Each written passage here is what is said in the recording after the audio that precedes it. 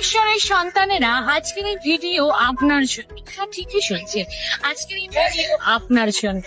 জিরোমিও 9:23 পদেতে ঈশ্বরের বাক্য আজ আপনাকে বলতে চায়, সদাপ্রভু এই কথা বলেন, জ্ঞানী ব্যক্তি তার জ্ঞানের জন্য গর্ব না করুক, বা শক্তিশালী ব্যক্তি তার শক্তির জন্য গর্ব না করুক, বা ধনী ব্যক্তি তার ঐশ্বর্যের জন্য গর্ব না করুক, কিন্তু যে গর্ব করে সে এই বিষয়ে গর্ব করুক, সে সদাপ্রভুকে জানে। আমেন।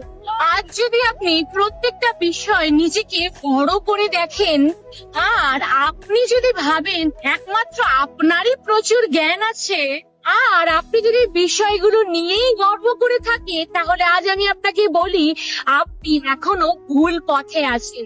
ঠিকই শুনছেন, আপনি এখনো ভুল পথে আছেন। এখনো সময় আছে আপনি ঈশ্বরের কাছে ক্ষমা চান, ঈশ্বরের কাছে নিজেকে নত করুন, আপনি ক্ষমা চান আপনার এই কার্যের জন্য।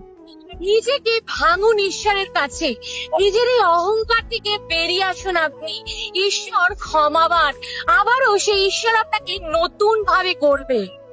হালেলুয়া। সকলকে জয় যিশু।